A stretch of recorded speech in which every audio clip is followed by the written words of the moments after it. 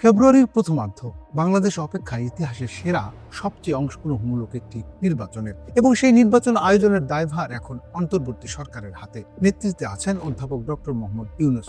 রোববার সন্ধ্যায় রাষ্ট্রীয় অতিথি ভবন যমুনায় প্রধান নির্বাচন কমিশনার এবং 4 নির্বাচন কমিশনারের সঙ্গে বৈঠকে অত্যন্ত দৃঢ় একটি ঘোষণা দিলেন প্রধান উপদেষ্টা। তিনি বললেন, ফেব্রুয়ারির প্রথমার্ধে জাতিকে ইতিহাসের সেরা নির্বাচন উপহার দেওয়ার প্রত্যয় এগিয়ে চলছি। এই বক্তব্য শুধু একটি রাজনৈতিক ঘোষণা নয়, এটি একটি সংকেত। নানা সংকট, অনিশ্চয়তা, পতনোত্তর পুনর্গঠন সবকিছুর মধ্যে দাঁড়িয়ে বাংলাদেশ যে দ্রুত স্বাভাবিক গণতান্ত্রিক ধারায় ফিরতে চায় তার সবচেয়ে স্পষ্ট বার্তা এটি। প্রধান উপদেষ্টা আরো বলেন, আপনারা আছেন চালকের আসনে, অর্থাৎ নির্বাচন কমিশনই এই যাত্রার মূল চালক, সরকার কেবল সহযোগী শক্তি। এই বক্তব্য একটি গুরুত্বপূর্ণ নীতি নির্দেশনা। গণতান্ত্রিক প্রক্রিয়ায় প্রশাসন নয়, নির্বাচন কমিশনই হবে মুখ্য, স্বাধীন এবং ক্ষমতাবান প্রতিষ্ঠান।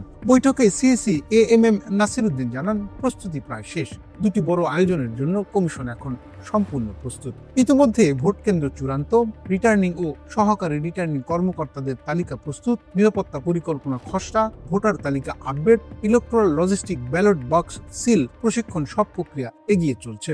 সবচেয়ে গুরুত্বপূর্ণ, নাগরিকরা নির্বাচনী কর্মকাণ্ডে সম্পৃক্ত হচ্ছেন, বলছেন সিইসি। যে কোনো ভালো নির্বাচনের প্রাণ হলো এই জনগণের সম্পৃক্ততা। রাজনৈতিক দলগুলো মাঠে নামছে, বিভিন্ন এলাকায় ভোটার সচেতনতা কার্যক্রম শুরু হচ্ছে এবং দীর্ঘ সময় পর দেশে নির্বাচনী আমেজ ফিরে আসছে। প্রধান উপদেষ্টা বৈঠকে স্পষ্ট করে দিয়েছে, নির্বাচন কমিশনকে সব ধরনের সহযোগিতা প্রদান অব্যাহত থাকবে।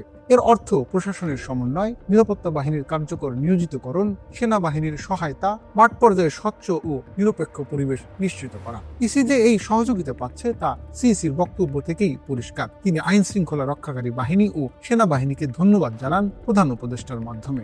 এটি নিশ্চিত করে আগামী নির্বাচনকে শুধু একটি ভোট গ্রহণ প্রক্রিয়া নয়, বরং রাষ্ট্রযন্ত্রের সব অংশের সমন্বিত প্রচেষ্টা হিসেবে দেখা হচ্ছে। একটি শান্তিপূর্ণ, অবাধ, নিরপেক্ষ নির্বাচন, এটাই তাদের অভিন্ন লক্ষ্য। এই নির্বাচন শুধু জাতীয় সংসদের জন্য নয়, একই দিনে অনুষ্ঠিত হবে একটি গণভোটও। গণভোট সাধারণত বিরল, তাই এর প্রস্তুতি আরো জটিল। দুটি ব্যালট, দীর্ঘ লাইন, দুটি ফলাফল। এতে প্রশাসনিক দক্ষতা ও ব্যবস্থাপনায় ভুলের সুযোগ একেবারেই কম। ইসির আত্মবিশ্বাস, সম্পূর্ণ প্রস্তুত, এই বড় আয়োজনই সমানভাবে প্রযোজ্য। এটি দেখায় যে নির্বাচন কমিশন শুধু স্বাভাবিক নির্বাচন নয়, বরং একটি দ্বিমাত্রিক জাতীয় গণপরীক্ষা পরিচালনা করতে যাচ্ছে। প্রধান উপদেষ্টা ইতিহাসের সেরা শব্দটি ব্যবহার করেছেন কয়েকটি কারণে।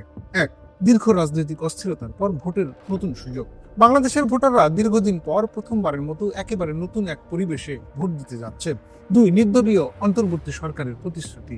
পূর্বের অভিজ্ঞতা, বিতর্ক, সহিংসতা সব ভুলে সবাই একটি অন্তর্বর্তী প্রশাসনের অধীনে শান্তিপূর্ণ আয়োজন চায়। 3. প্রশাসনের অঙ্গীকার ও সমন্বয়। কোন রাজনৈতিক হস্তক্ষেপ ছাড়াই ইসি কেন্দ্রিক প্রক্রিয়া শক্তিশালী হয়েছে। নির্বাচনী আমেজের প্রত্যাবর্তন, মানুষ যুক্ত হচ্ছে, এটাই নির্বাচনের সাফল্যের প্রথম ধাপ। এই সব মিলিয়ে জাতির সামনে তৈরি হয়েছে একটি ইতিবাচক প্রত্যাশা। হয়তো সত্যি এটি হতে পারে ইতিহাসের সেরা নির্বাচন।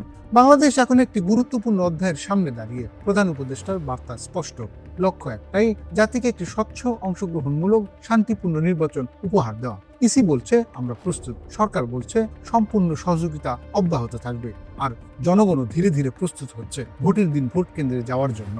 এখন সময় একটি প্রস্তুতিকে একটি সফল নির্বাচনে রূপ দেওয়ার। ইতিহাসের সেরা নির্বাচন তা বাস্তবেই হবে কিনা তা নির্ধারণ করবে বাংলাদেশের 18 কোটি মানুষের অংশগ্রহণে।